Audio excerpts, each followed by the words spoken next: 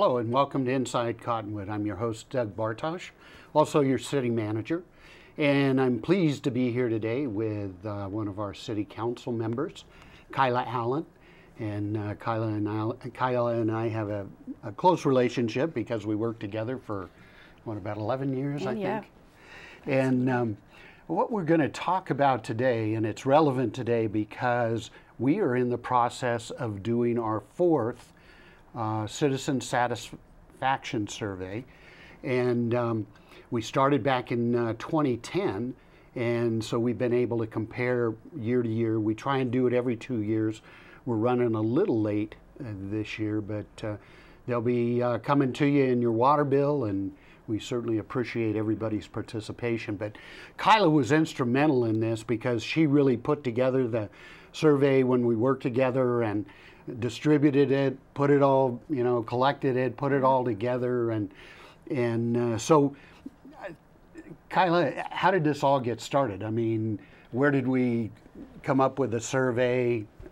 How did we handle it back then? Well, hopefully you have a better memory than I do. I'll hope. Well, back in 2010, we were interested in finding out what the general community thought about our services. And you always get the squeaky wheel that contacts the city when they have a complaint, but we wanted to know what everybody felt. And so this was our initial run right out of the box. We did what we could, and we got a lot of great feedback in 2010. What we did was, the best way to do it is we put it in our water bills. The desire was to get 10% of the surveys back. I think we far and away got 10% back that first year, got a really good response. But the desire was to find out really what our citizens thought, where we could improve, where we were outstanding, and have a baseline to work forward into the future. And if I remember back in 2010, and most of our departments have always scored pretty good based on our citizen feedback. But I know that first year, I think one of the areas that was of major concern, and this was 2010, was streets and sidewalks, particularly the conditions of our streets. And that was good information because the council took that information, and since then, we replaced a portion of Mingus, and actually we're going to replace the whole thing here. We replaced 12th Street, we replaced 10th Street.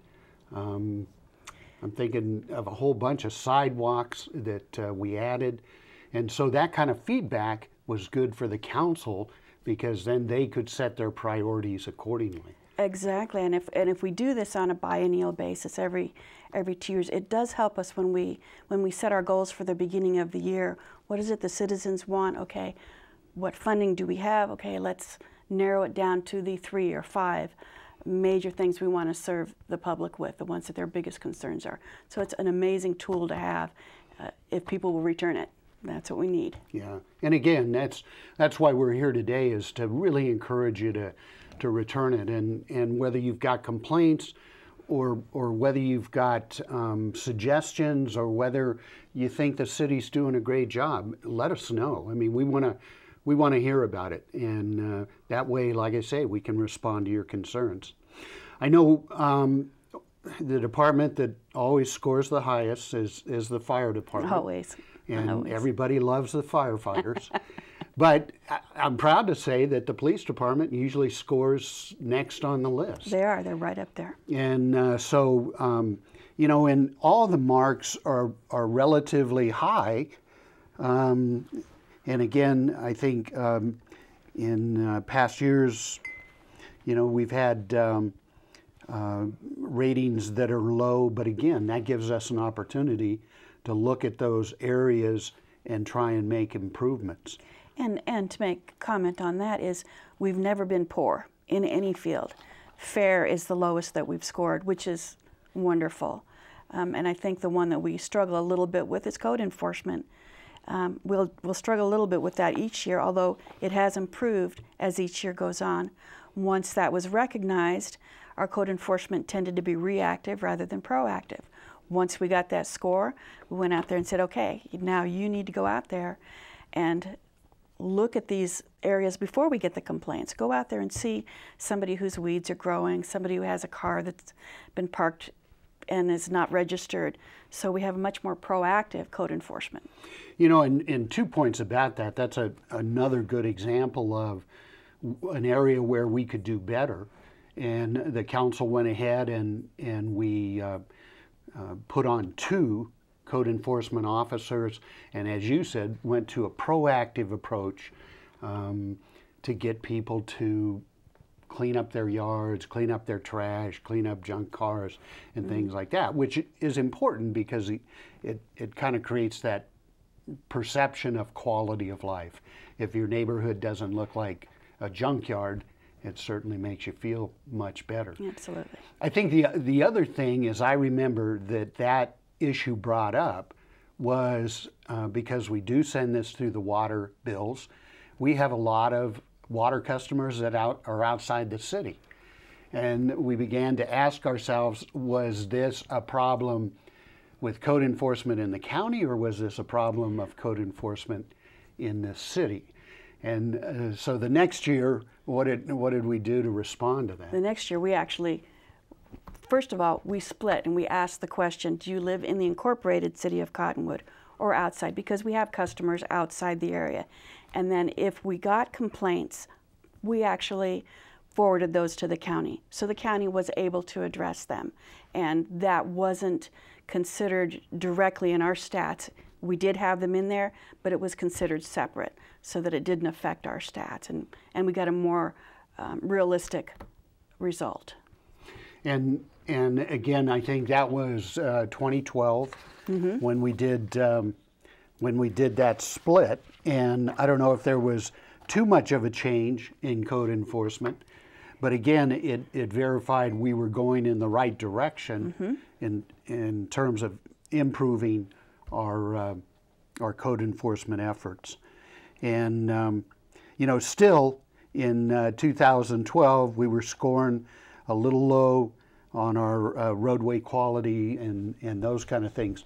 And with all the improvements we've done over the last couple of years, it'll kind of be interesting to see how this survey comes out, to see if people are seeing the improvements. Absolutely. And at this point, I think people were getting impatient for the improvement of the roadways. They knew it was in the works. The city was trying to get our right-of-ways and things so we could put the sidewalks in. It's quite a long process. It's not simply going out there and laying the asphalt. There's a ton of work before we get to that point. Yeah, so I think they were a little impatient as well, as I understand. And the following year, of course, it improved. Yeah, and that's a good point about the time it takes. A project like 12th Street, you know, there was no roadway technically. I mean, it was chip seal on dirt and really on clay, so it required a lot of excavation and replacement and those kind of things. So it does take a while, but we're getting there, slowly but surely.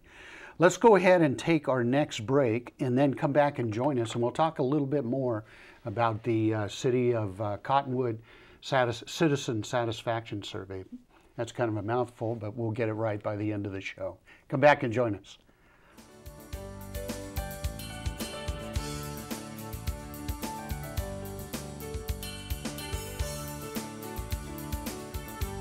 This is Bruce Morrow, Transportation Manager for Cottonwood Area Transit.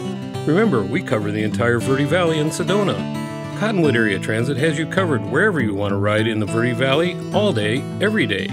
Take Cottonwood Area Transit through Clarkdale, Verde Village, and from 26 locations in Cottonwood. With Verde Links, it's a quick and easy trip to Sedona every day. Don't forget our connectors to Camp Verde.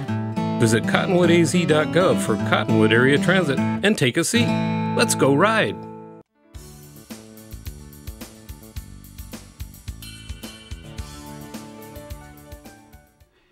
Welcome back to Inside Cottonwood. I'm your host, Doug Bartosh. And today we're here with City Council member Kyla Allen, and we're talking about our Citizen Satisfaction Survey. So, yeah, I'm getting better already. But anyway, we left off at 2010, kind of 2012, and our response rate went down out of 9,369 surveys that were sent out. We got about 900 back at a return rate of 9.5. And certainly we're not going to claim that this is a scientifically valid survey, but it gives us guidance on which way we need to go. So talk about the scoring a little bit, because we're flashing the surveys up on the screen, or the survey results. What is 4.42 or 4.51? Yeah. Well, we scored it from poor to excellent.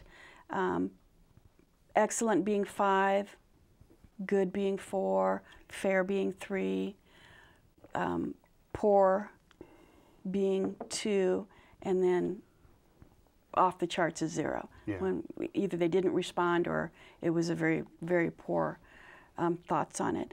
And as those came in, we would average the response. If it was above 4.5, we went up. If it was below 4.5, we rounded down. So you'll find these fractions to try to give us a really good idea of how close we were. And this next year, the 2012 survey, I have to keep putting my readers on, I forget. We actually made it to excellent. Of course, fire department. So we got an excellent feedback. Where we had several fairs in 2010, we had 2. So we continued with our improvements. Again, the major concerns were roadway with 12th and Mingus Avenue and their repairs. The library, they wanted increased hours during the recession. Of course, we reduced the hours in the library, and we did respond to that. And then the desire for sewer and water bill combinations, which we have at this point been able to do. Right. So responding to the survey does have an effect. Sometimes it's not immediate, but we see that it's there, and we work to get there. You know, and I think the other thing is too a lot of times we assume everybody has contact with every city department. Right. And obviously that's not the case, and hopefully most of our citizens never have contact with our police department or fire department, other than in very positive settings. Right. But you know, you kind of hope you never see them in action at your particular house. But you know, so we recognize that too, and we give people an opportunity to say that they don't know, you know, because they haven't had that contact. Right, NA is a 0, and when the figures are calculated, that is pulled out of the rounding process, so that doesn't affect the bottom line. You know, if people don't have contact with them, you don't want to mark them down for not having contact. So that was figured out in the mathematical calculations of it. And again, we look at these, we see the areas where we've gone up, and we look at the areas where we've gone down, and you know, begin to look at those. What do we need to do in those particular areas to kind of continue that upward climb?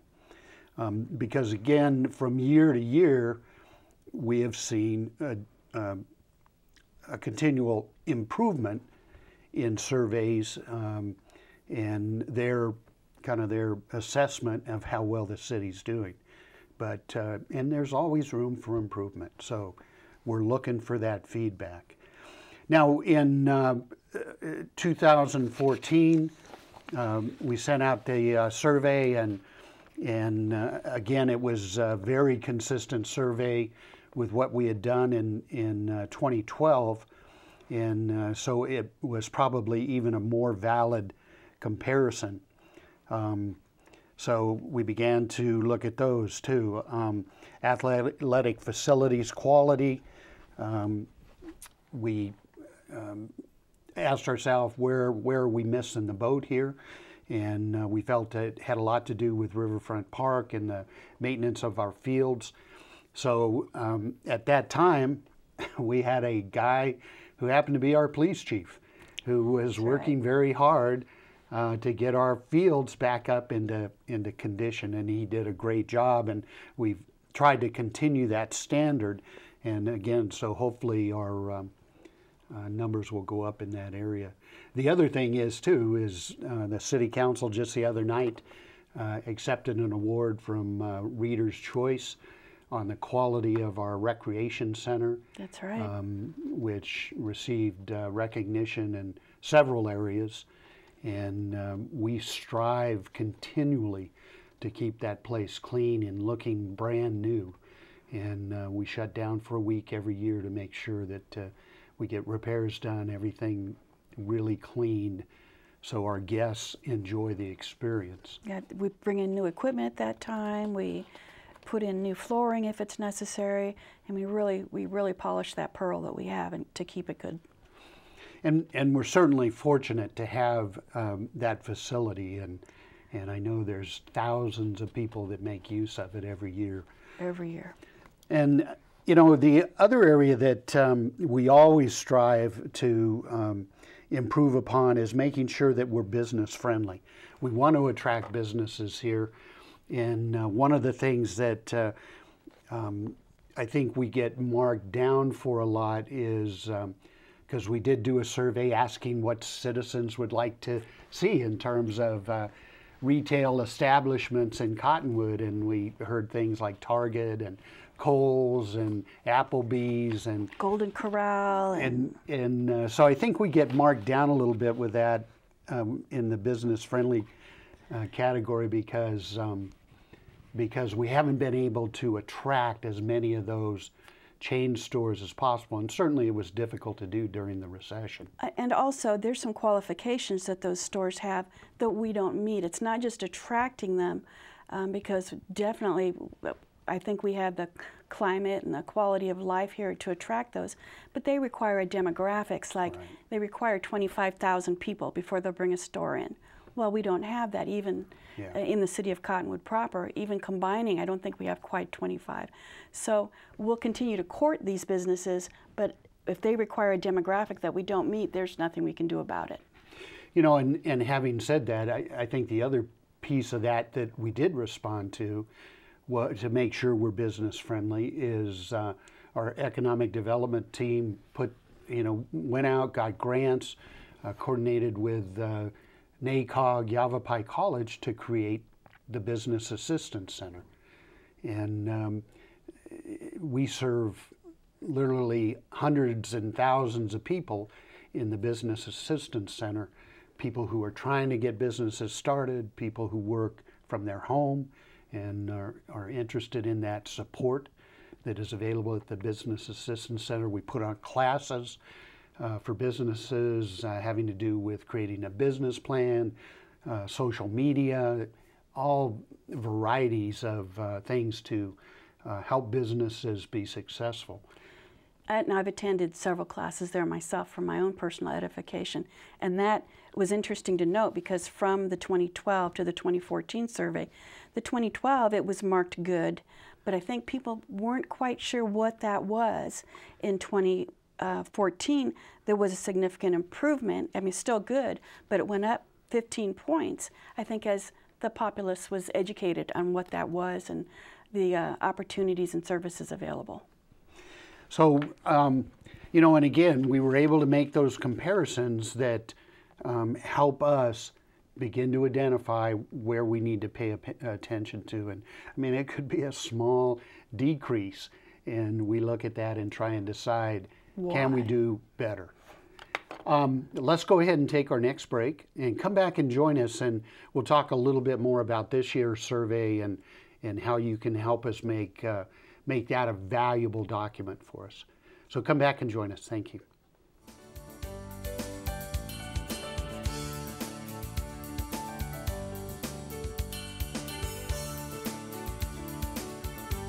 This is Bruce Morrow, Transportation Manager for Cottonwood Area Transit. Remember, we cover the entire Verde Valley and Sedona. Cottonwood Area Transit has you covered wherever you want to ride in the Verde Valley, all day, every day. Take Cottonwood Area Transit through Clarkdale, Verde Village, and from 26 locations in Cottonwood. With Verde Links, it's a quick and easy trip to Sedona every day. Don't forget our connectors to Camp Verde. Visit cottonwoodaz.gov for Cottonwood Area Transit and take a seat. Let's go ride!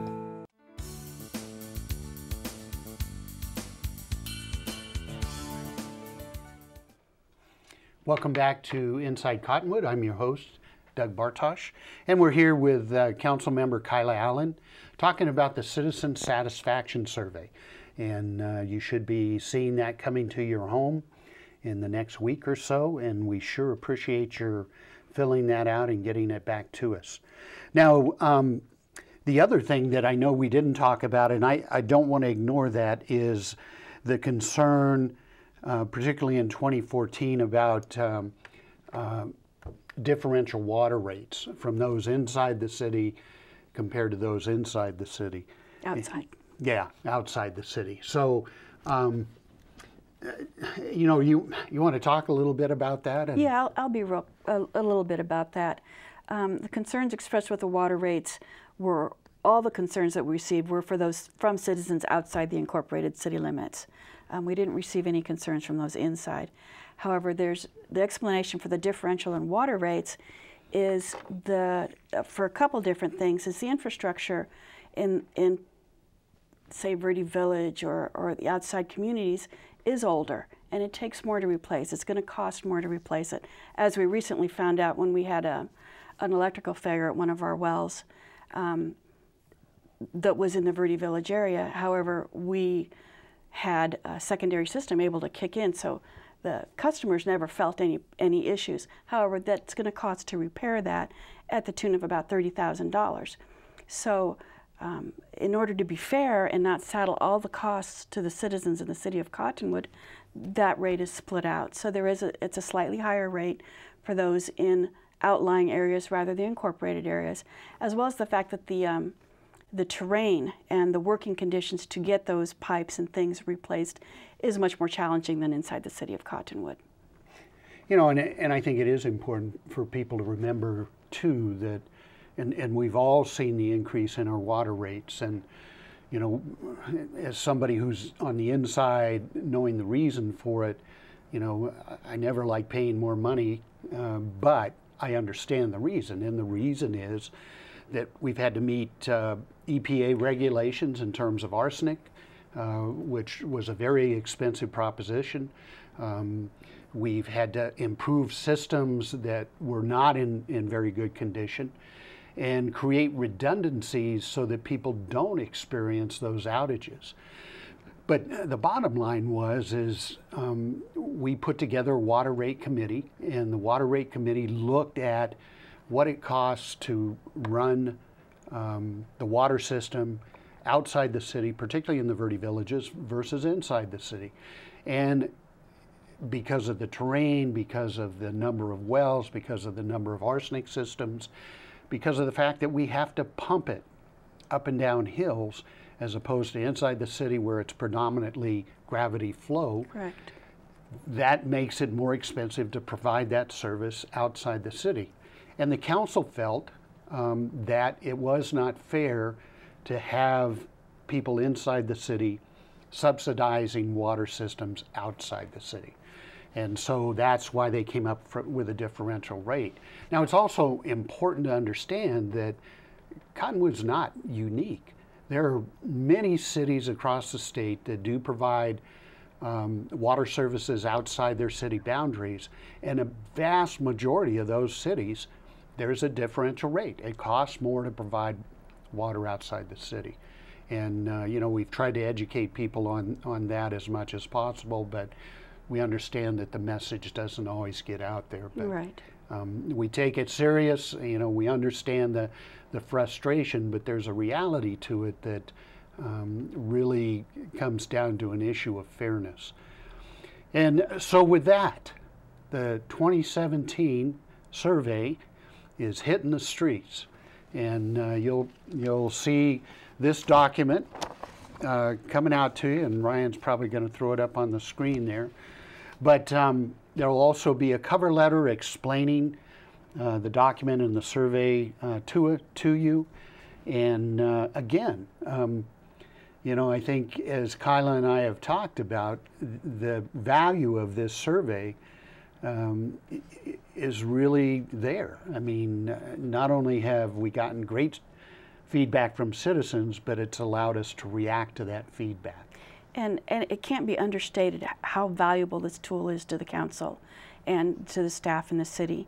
There are things that we can't be everywhere, or we don't understand maybe where a citizen is coming from. Probably one of the most memorable for me is when we had an individual asking about our traffic signals being audible for those that are visually impaired. Now, I wouldn't normally think of that, and that was a comment made, and in a fairly short time, the city was able to install a sound device that would help the hearing impaired know when they were able to cross the street. We would not have thought of that had that individual not contacted us. So the value, again, can't be understated, or overstated. And the interesting part of that signal story is the city really only owns and operates one signal in the city, and that's at Main and Mingus. But it did allow us to work with ADOT, and they ended up installing the same kind of devices at the busiest intersections that go along the highways that run through the city. And so again, it was important that we got that information.